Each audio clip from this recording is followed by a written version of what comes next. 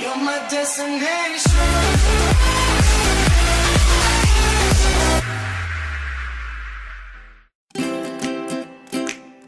Things to do before you leave. Get the Disney Cruise Line Navigator app on your phone.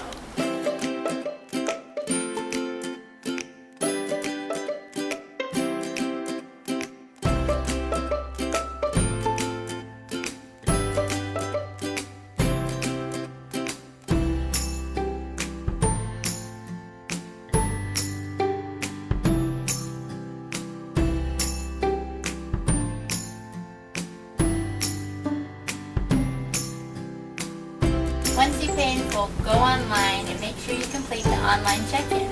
At the end of the check-in, you're going to print off this form. This barcode is what's getting you on the boat, so make sure you print this off, print an extra copy off. You only need one per stateroom, but this is what's getting you on the boat. Don't forget your passports and birth certificates. Once you've paid in full, be sure to go online and reserve any activities on board you'd like to do, such as Princess Gathering tickets, Anna and Elsa meet and greet, or the Star Wars character meet and greet. It's free. You can call Disney or go online and book your dining early, your special dining at Remy or Palo. But remember, those two dinings are for adults only and they do cost extra. And if you're interested, be sure to go online and book any port adventures or excursions early. And hey, here's an extra tip. Don't forget to notify your bank just in case you need your card when you're off on the island. And if you haven't started packing already, by the time you get this, about a month before, it's time to start packing.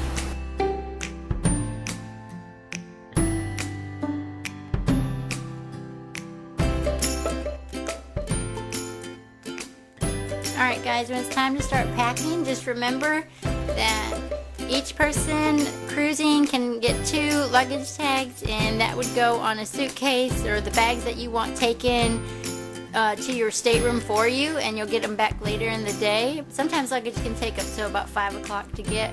So most people like to pack a day bag, which is a backpack or purse, and that way you have the things you need in that day bag. Alright guys, let's start packing. Other than your normal clothes you're going to pack, make sure you pack a long sleeve because it gets windy on the top deck. Don't forget a water bottle. You may want something for the characters to sign, so grab some Sharpies, grab something for them to sign, and stick it in your day bag. Don't forget a lanyard to hold your Key to the World card. Also, don't forget something to decorate your door. Make sure it's magnetic. No tape. You're also going to want something for formal night and a pirate night costume. Don't forget a card for your electricity. May want some ears. Are you doing a fish extender group? Don't forget your fish extender and your gifts. No extension cords. You may need a power block that has extra ports, so you have more room to charge things. Don't forget your sea medicine.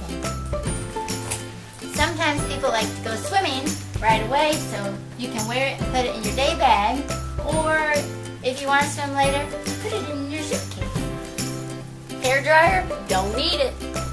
Towel? Don't need it.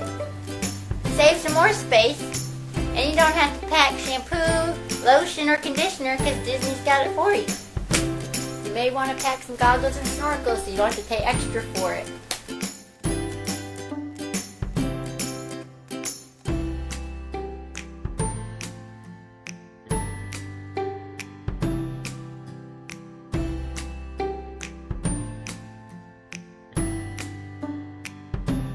If you plan on driving to the Disney Cruise terminal and parking there, you can go online and check for prices. However, they don't take reservations anymore since the beginning of 2018. It's just first come, first served. Okay, so here's a closer look at the gratuities. If you are going to pay ahead of time, this is the amount they're going to charge you per person. And I broke it down on the side here. That's going to be per night. And that way you can just times that by however many nights you're going on your cruise and then get your totals for each person while you're cruising. Of course, remember it's at your discretion and you don't have to do this amount per person, but that's what they will charge you if you decide to pay ahead of time.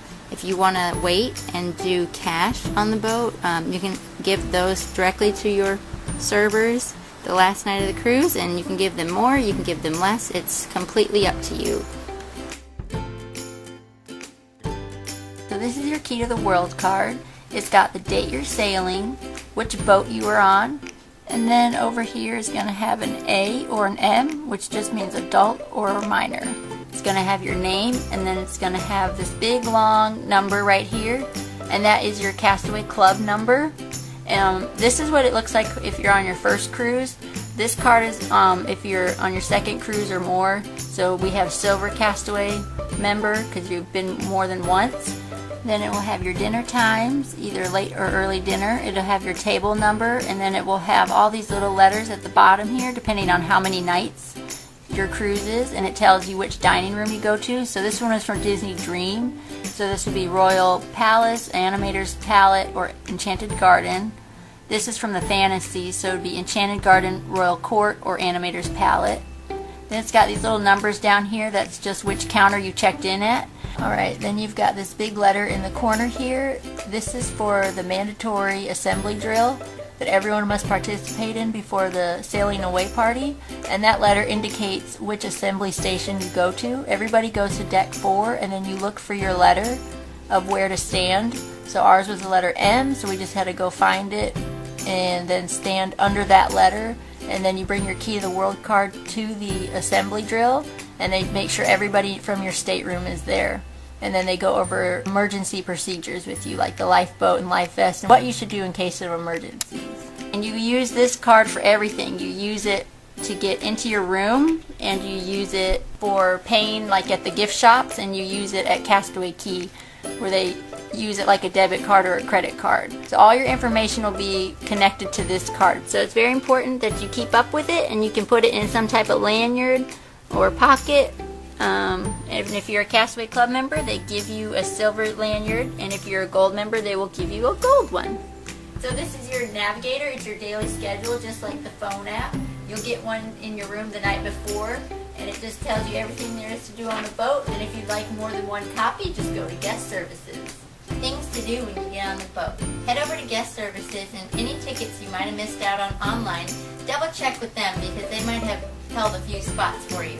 If you have any dining reservation questions or changes, head on over to the dining room listed on your navigator, and they'll take care of it in the dining room, not at Guest Services. Another thing to do on the boat right away is check out those kids' clubs, adults, because it's the only time during the open houses when you get to go in and play. If you'd like to register for Disney's 5K, head on over to Guest Services the day you board and register. It's free.